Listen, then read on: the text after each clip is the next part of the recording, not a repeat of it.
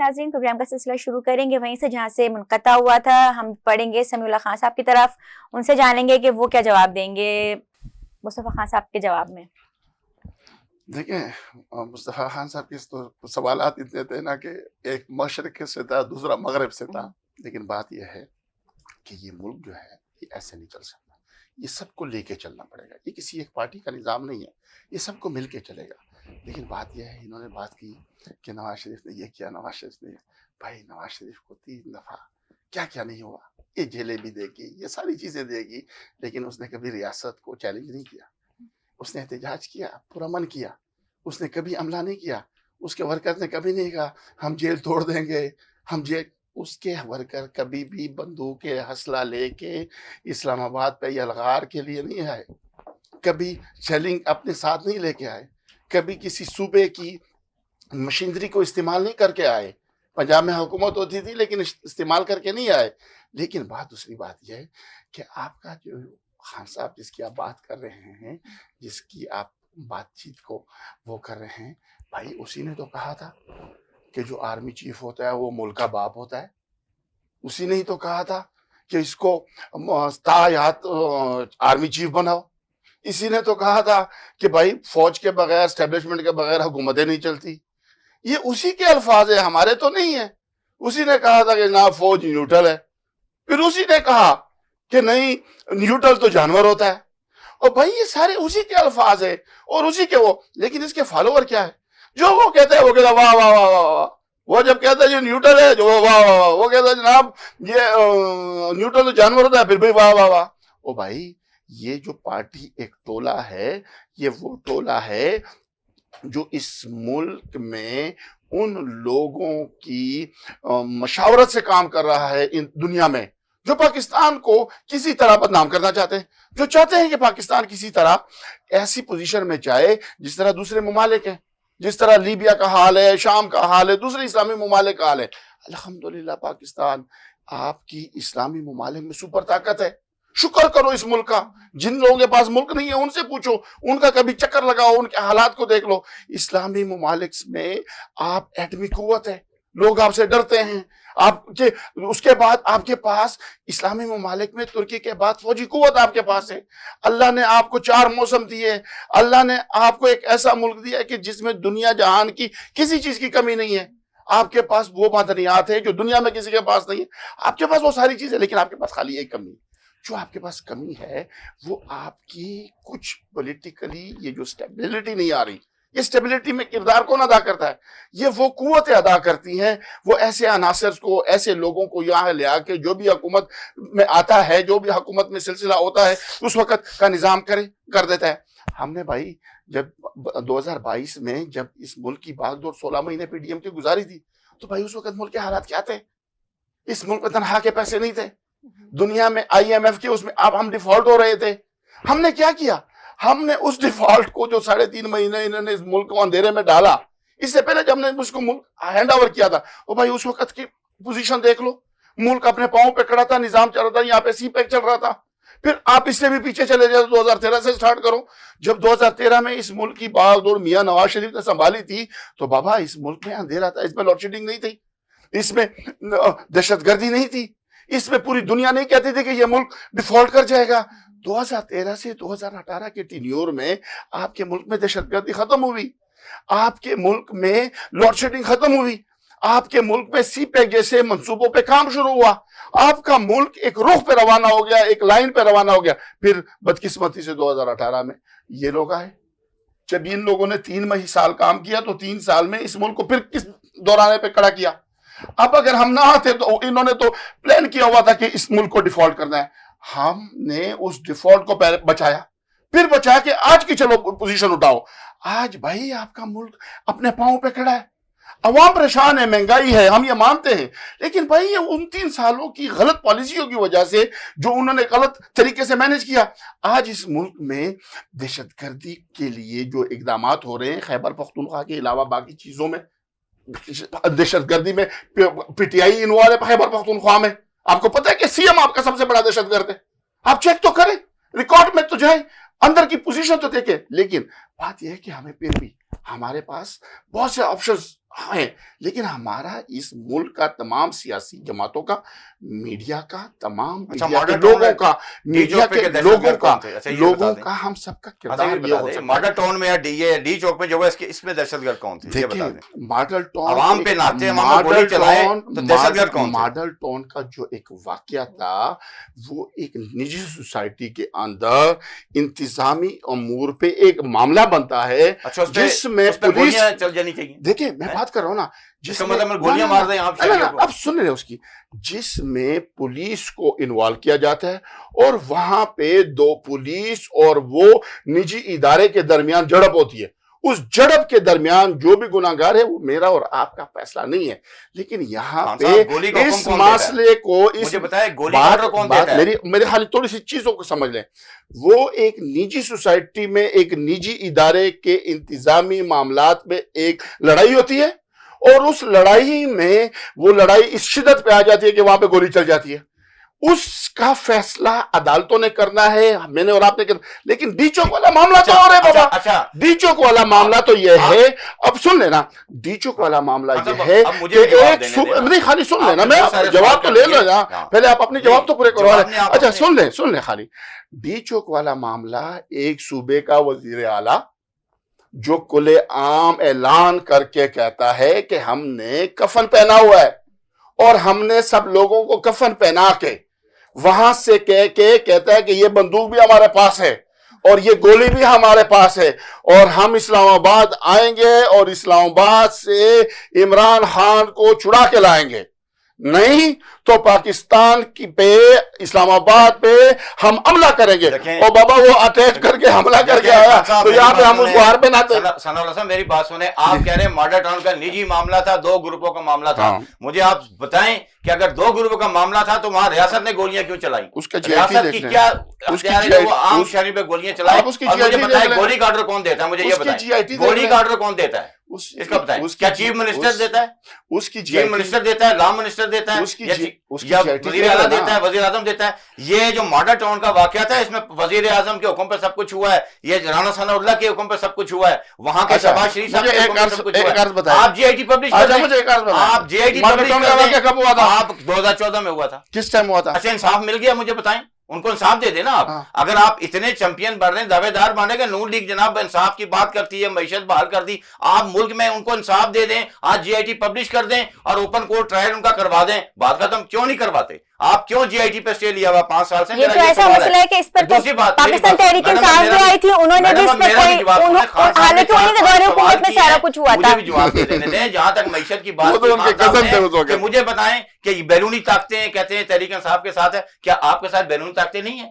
Regime change کیوں کرائی آپ نے؟ اگر آپ سمجھتے ہیں عمران خان ناکام تھا، میں بھی کہتا ہوں ناکام تھا، تحریک انصاف کی کارکردگی زیرو تھی، اور اگر 15 مہینے بعد نئے انتخابات ہوتے 2018 کے یہ جب الیکشن ہونے تھے تو یقین کرنے اس کے ٹکٹ لینے والا کوئی نہ ہوتا کہ عمران خان سے لوگ جو اس ٹائم بدزن ہو چکے تھے. آپ نے بیرونی طاقتوں کے کہنے پہ رجیم چینج کی، آپ حکومت اقتدار میں آئے، اقتدار میں آ کے آپ نے اس کو خود ہیرو بنایا. آج اگر عمران خان پاکستان کا پوری دنیا کا لیڈر بن گیا ہے تو وہ آپ کی غلطیوں کو اسے بنا ہے. آج اگر ٹرمپ اس کے کارڈ پہ الیکشن جیت رہا ہے امریکہ کا تو اس کی قصوروار بھی آپ ہیں. اور آپ نے معیشت کون سی ٹھیک کی ہے؟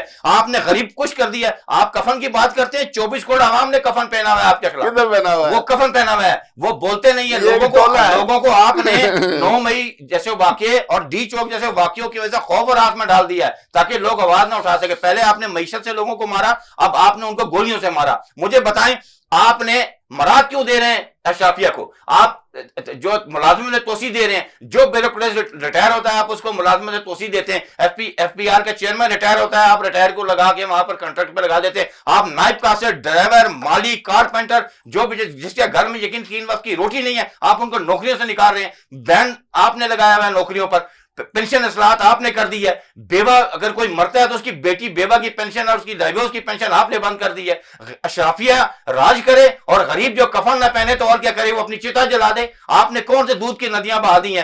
ملک اس ٹائم یقین کرے غربت میں خودکشیاں ہو رہی ہیں، نوجوان بیٹیاں خودکشیاں کر رہی ہیں، لوگ اپنی بیٹیوں کی شادی نہیں کر سکتے. بے روزگار یقین کرے یا تو شیشہ پی رہا ہے یا تو وہ کرائم کر رہا ہے. آپ کے اسلام آباد میں پورے پاکستان میں کرائم پڑھا لکھا نوجوان کر رہا ہے، اس کے ذمہ دار آپ کی حکومت نون لیگ ہے. کیوں نہیں روزگار دیتے آپ؟ IMF کا قرضہ لے کے آپ نے اپنے خاندان کو پالا ہے. عوام کو آپ نے IMF سے کیا دیا ہے؟ آپ نے تو عوام کو مقروض کیا. میری نسلیں بھی مقروض ہوں گی. آپ IMF سے قرضہ لے کے بڑا خوشحالی کی بات کر رہے ہیں کہ معیشت ہوگی اچھی. اور بھائی قرضہ لے کے بھی کہیں معیشت اچھی ہوئی ہے؟ نواز شریف صاحب پہلے لوٹی ہوئی دولت واپس کریں, زرداری لوٹی ہوئی دولت واپس کریں, عمران خان اگر کرپٹ ہے لوٹی ہوئی دولت واپس کریں, کڑا احتساب کریں, ان کے حلق میں ڈال کے 1-1 روپے نکالیں, پھر میں کہوں گا معیشت بھی بہتر ہو گئی ہے, عوام بھی خوشحال ہو گئی ہے. کون سا آپ نے قوم کو ڈرامہ دکھایا ہوا ہے؟ آپ اسٹیبلشمنٹ کے کہنے پہ اقتدار پہ آتے ہیں, ایئرپورٹ پہ ایک مجرم آتا ہے, اشتہاری آتا ہے, ایبسکونڈر آتا ہے, اس کو پروٹوکول دیا جاتا ہے, بایو میٹرک مشین ایئرپورٹ پہ جاتی ہے, 1 ہی دن میں اس کو عدالتیں بری کرتی ہیں, اگلے دن الیکشن لڑتے ہیں, وہ پرائم منسٹر بن جاتے ہیں. اس کو آپ جمہوریت کہتے ہیں؟ اس کو آپ مستحکم پاکستان کہتے ہیں؟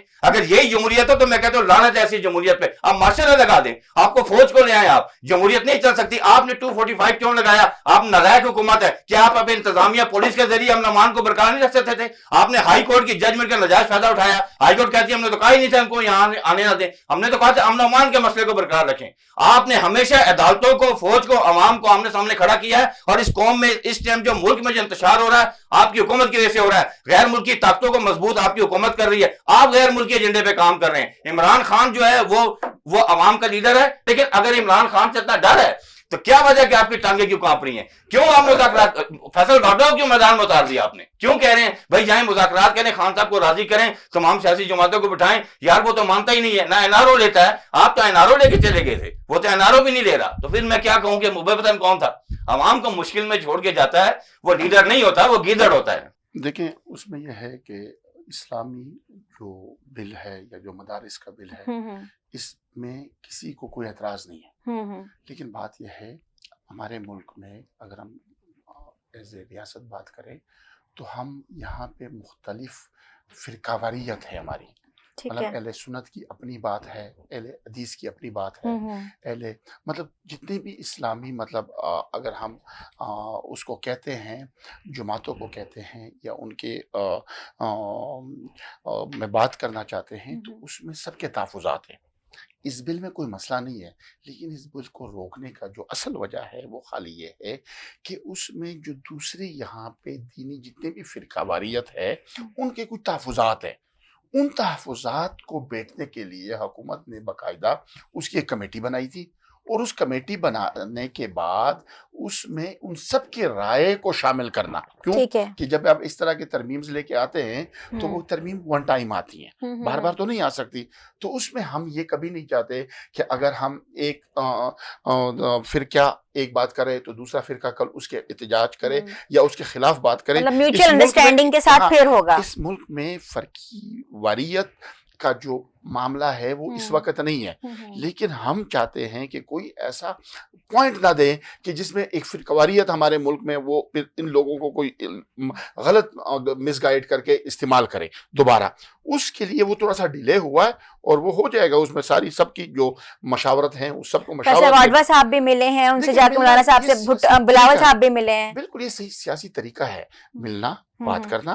مولانا صاحب کا جو موقف ہے وہ بھی اپنی جگہ پہ صحیح ہے, لیکن حکومت کا جو موقف ہے صدر صاحب نے جو روکا ہے اس کا بھی پوائنٹ ویلڈ پوائنٹ ہے کہ یار اگر اس میں دوسرے لوگوں کو اختلافات ہیں تو ہمارے نظراتی کونسل ہے جس میں ہر کے فرقہ واریت کے لوگ اس میں شامل ہیں, ہر فرقے کے ہیں, تو ان کو دوبارہ اس میں دیکھ لینا چاہیے کہ اگر اس میں کہیں پہ کوئی ایسی بات ہے جو سب کا متفق نہیں ہے تو اس میں کام, تو اس وجہ سے وہ ڈیلے ہے. یہ کوئی اتنا بڑا ایشو تو نہیں ہے, اگر اس کو ویسے ایشو بنائے تو آپ بنا سکتے ہیں. اچھا, پاکستان کچھ عرصے سے ایک بہت بڑا پرابلم ہے جو فیس کر رہے ہیں, اور وہ ہے انٹرنیٹ کی سست روی.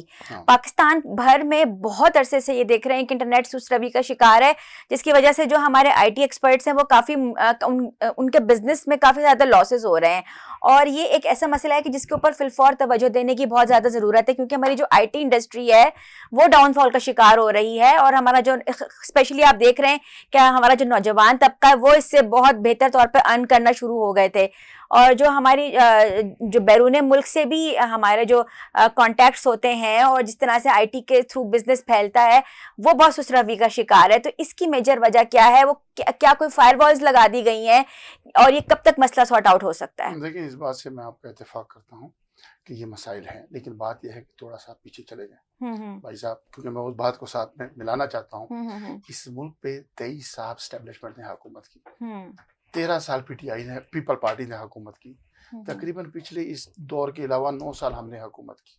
اس ملک میں جتنی بھی ترقیاتی کام ہوئے ہیں آپ سب کے دیکھ لیں، پی ایم ایل این کے علاوہ کسی نے بھی کوئی اس ملک کی ترقی کا کوئی ایسا پروجیکٹ نہیں ہوگا کہ جو اس ملک کا رخ بدلے گا یا اس ملک کا نظام بدلے گا جو پی ٹی آئی پی ایم ایل این کے دور کے علاوہ آیا ہو۔ پھر دوسری بات یہ اسی موبائل پہ آ جاؤ، یہ موبائل جو ہے یہ موبائل کمپنیاں بھی پی ایم ایل این کی 2097-98 کی حکومت میں آئی تھی، پھر اس کے بعد اب تک 2013 تک اس کو یہ 3G 4G کوئی نہیں دے سکا تھا، یہ بھی پی ایم ایل این کا انیشیٹو تھا جو آج آپ اس انٹرنیٹ میں یہ 3G 4G پہ آپ کام کر رہے ہو۔ پھر اس کے بعد بات یہ ہے کہ آج اگر اس میں کہیں پہ بھی کوئی ایسی اپڈیشن ہو رہی ہے یا کوئی بھی اس میں چیزیں ہو رہی ہے جس پہ وزیر اعظم صاحب نے بھی اپنے 2 دن پہلے نوٹس باقاعدہ لیا کہ اگر اس میں کہیں پہ بھی کوئی کوتاہی ہے حکومت کی طرف سے یا اداروں کی طرف سے تو اس کو فوراً دور کیا جائے، اور اس ملک میں اس انڈسٹری کو بڑھانے کے لیے ہی تو ہمارے ملک کا یہ بھی ایک بہت بڑی مطلب ہماری ریڑھ کی ہڈی کی حیثیت رکھتا ہے، تو اس کے لیے جو بھی اس کے ذمہ داران ہیں اس کو بالکل اس کے درست بھی کیا جانا چاہیے اور اس مسئلے کو حل بھی کیا جانا چاہیے، اس پہ کوئی سیاسی بات نہیں ہونی چاہیے، میں تو یہ سمجھتا ہوں۔ جی میں آخر میں بات کہوں گا کہ جو خان صاحب کی میں ثناء اللہ صاحب کی اس بات سے اتفاق کرتا ہوں کہ جو مولانا فضل الرحمان صاحب کا جو مدارس جس کی آپ بات کی بل کی، بالکل اس میں جلد بازی نہیں ہونی چاہیے، عجلت نہیں ہونی چاہیے، کیونکہ یہ ملک میں یہ امن و امان کا اس میں مسئلہ ہے، کیونکہ بالکل انہوں نے ٹھیک کہا کہ بہت سارے ہمارے مسلک ہیں یہاں پر، ورنہ فرقہ وارانہ فسادات کھڑے ہو سکتے ہیں، بالکل، کیونکہ اس کی وجہ ہے دیکھیں جی یہ اس قسم کے مدارس سے ہی سارے معاملات خراب ہو رہے ہیں جہاں پر انتہا پسندی ہوتی ہے، اور انتہا پسندی پھر دہشت گردی کو جنم دیتی ہے۔ تو اس معاملے میں اگر حکومت ٹائم لے رہی ہے تو میرا خیال ہے کہ مولانا فضل الرحمان صاحب کو تھوڑا انتظار کرنا چاہیے، میں ان کی اس بات سے متفق ہوں۔ دوسری آخر میں کہوں گا کہ جو آپ نے فیصل وابڈا کی بات کی ہے وہ بل کے لیے نہیں ملے ان سے، فیصل وابڈا صاحب کو ایک ٹاسک دیا گیا ہے، کیونکہ پہلے اس ٹائم ملک میں جو آپ نے سٹارٹنگ میں اپنا انٹرو میں کہا کہ عدم استحکام، سیاسی عدم استحکام کے خاتمے کے لیے تمام پولیٹیشین سے وہ ملیں گے، ان کو منڈیٹ دیا گیا ہے، اور ملک میں اس ٹائم جو ہے قومی حکومت کی بازگشت ہو رہی ہے کہ تاکہ ملک میں قومی حکومت تشکیل دی جائے، تاکہ اس ملک میں جو عدم استحکام ہوا ہے ہمارے پولیٹکس میں اس کو بحال کیا جائے اور صحیح ٹرو ڈیموکریسی جو لائی جائے، تاکہ اس کی وجہ ہے کہ ہمارے کئی ایسے انویسٹر جو پاکستان میں نہیں آ رہے وہ یہ دیکھ رہے ہیں کہ اس ملک میں کب دھرنے کی سیاست ہے، احتجاج کی سیاست ہے، اور ایک جماعت کہتی ہے میرا مینڈیٹ چوری ہو گیا، دوسری کہتے ہیں دھاندلی ہوگی، تو اس کا انہوں نے اس وجہ سے وہ تھوڑا اپنی انویسٹمنٹ پاکستان میں نہیں آ رہی، اور وہ اس ٹائم تک نہیں آئے گی جب تک ملک میں سیاسی استحکام نہیں آئے گا۔ سیاسی استحکام سے ہی معاشی استحکام آتا ہے، تو معاشی استحکام اب اس ٹائم پرائرٹی ہے ہماری، تو اس کے لیے کچھ دنوں تک آپ یہ خود دیکھ لیں گے کہ ملک میں جو ہے قومی حکومت کی جو ہے اس پر بات ہو رہی ہے، اگر پوری جماعتوں سے کنسنسس کے ساتھ یہ ہو گیا تو ملک میں قومی حکومت آ رہی ہے، اور آپ کے شوکت عزیز جیسے پرائم منسٹر ہوں گے، اور اس کے بعد پھر انتخابات ہوں گے، اور جو تحریک انصاف کے بانی ہیں ان کو بھی راضی کیا جا رہا ہے کہ جی ہم آپ کے مقدمات ختم کرتے ہیں، ہم آپ کو جیل سے رہا کرتے ہیں، 6 مہینے کے لیے آپ مری چلے جائیں، جہاں پر میاں نواز شریف صاحب جاتے ہیں آرام کرنے کے لیے، وہاں پر وہ خان صاحب کو بھی کہہ رہے ہیں آپ جائیں 6 مہینے ریسٹ کریں، اس کے بعد پھر ہم جو ہے بیٹھ کے تمام سیاسی جماعتیں جو بھی ہوگا پھر الیکشن کرائے جائیں گے۔ یہ میں آپ کو اندر کی خبر دے خان صاحب اب اس پہ۔ جی ناظرین، ہماری گفتگو ہوئی سمیع اللہ خان صاحب سے اور مصطفیٰ خان صاحب سے، دونوں نے اپنے اپنی پوائنٹ آف ویو سامنے رکھے، اور اصل چیز یہ ہے کہ ملک میں سیاسی استحکام کا آنا بہت ضروری ہے، اور سیاسی استحکام اسی وقت آ سکتا ہے جب ہمارے ملک سے یہ دھرنوں کی اور یہ احتجاج کی سیاست ختم ہو، اور تمام تر سیاسی جماعتیں مل کر ایک پلیٹ فارم پر اکٹھی ہوں اور ملک کی اسٹیبلٹی کے لیے، ملک کو ڈی اسٹیبل ہونے سے بچانے کے لیے سوچیں، اس پر کام کریں، اور یہ اسی وقت ممکن ہے جب تمام تر سیاسی جماعتیں پلیٹ فارم پر اکٹھی ہوں، مل کر بیٹھیں، مذاکرات کی ٹیبل پر بیٹھیں اور بات کریں، تبھی ہم یقیناً جسے کہنا چاہیے نا اس ملک کو اسٹیبلٹی کی طرف لے کے جا سکتے ہیں، کیونکہ ہمارے لیے پہلے پاکستان ہے اور اس کے بعد باقی چیزیں ہیں، تو پہلے پاکستان کے بارے میں سوچیں، اس کو اسٹیبلائز کرنے کے بارے میں سوچیں، باقی تمام تر لڑائی جھگڑے یہ جو پارٹیز میں ہیں یہ تو ایک میں یہی کہوں گی کہ پاکستانی سیاست کا حصہ ہے اور یہ چلتے ہی رہیں گے انشاءاللہ۔ اگلے ہفتے پھر کسی اہم ایشو کے ساتھ آپ کی خدمت میں حاضر ہوں گی۔ پروگرام کا وقت ختم ہوا جاتا ہے، عائشہ محمود کو اجازت دیجیے، اللہ حافظ۔